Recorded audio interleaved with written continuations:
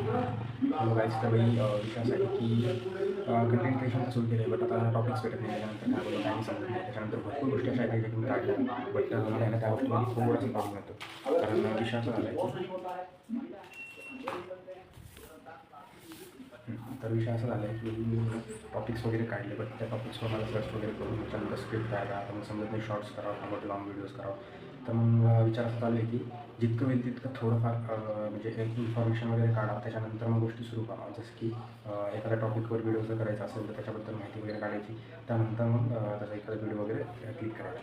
आता विषय असा भरपूर व्हिडिओज पाहिले मी मोटिवेशनसाठी की बाबा काय केलं पाहिजे काय नाही. तर त्याच्यामध्ये सगळ्या व्हिडिओजमध्ये एकच गोष्ट कॉमन आहे की बाबा तुम्ही कोणतंही फील्ड चूज करा त्या यूट्यूबमध्ये. म्हणजे टेक व्हिडिओज करायचा विचार करा किंवा मोटिवेशनल व्हिडिओज करा किंवा कॉमेडी व्हिडिओज करा. त्याच्यामध्ये कन्सिस्टन्सी मॅटर करते आणि प्लस एक गोष्ट मॅटर करते की तुम्ही काय टाकताय. तुम्ही डेलीमध्ये काही ना काहीतरी व्हिडिओ टाका. जसं आता मी टाकतोय काहीतरी म्हणजे जे मला बोला वाटते मी ते बोलून ते व्हिडिओज टाकतोय. तर म्हणजे ते चालले नाही तरी चालेल, बट तुमची कन्सिस्टन्सी मेंटेन तुम्हाला एक लिंक लागेल की बाबा मी डेली व्हिडिओ टाकलेत, म्हणजे कंप्लीट समजा 10 ते 15 दिवस मी डेली व्हिडिओ टाकले. मग काही असो म्हणजे व्हिडिओ चांगले असो की वाईट असो, कारण की स्टार्टिंगमध्ये तुम्हाला समजत नाही. तुमचं परफेक्टच्या मागे लागेल तर परफेक्ट गोष्टी कधी कधी होत नाही.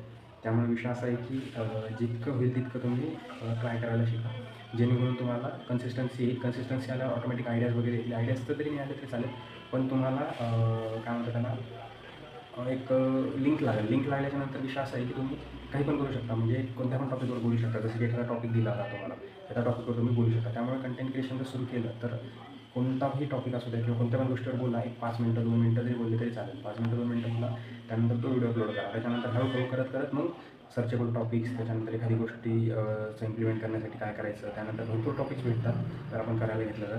तसं आपण विचार करतो यार की ह्यानं हा टॉपिक घेतलेला आहे, कॉपी होऊन जाईल, किंवा त्यानं त्या टॉपिकवर व्हिडिओ बनवलेला आहे तर आपण ते व्हिडिओ कसा बनवायचा असं तसं जर विचारत असेल तर तसं काही नाही. कारण की विषय असा आहे की तुम्ही काय बोलता याच्यावर डिपेंड आहे. कारण की काही वेळेस असं होतं की समजा आता मला नाही समजत एखादी गोष्ट आणि मी एखाद्याचा व्हिडिओ बघितला तर त्याच्या व्हिडिओत मला तेवढं नाही कळालं, बट एखाद्या माणसाचा व्हिडिओ असा येतो की जो की शॉर्ट व्हिडिओ राहतो, म्हणजे 2 ते 5 मिनिटाचा राहतो, पण त्याच्यामध्ये भरपूर काही गोष्टी मला कळून जातात.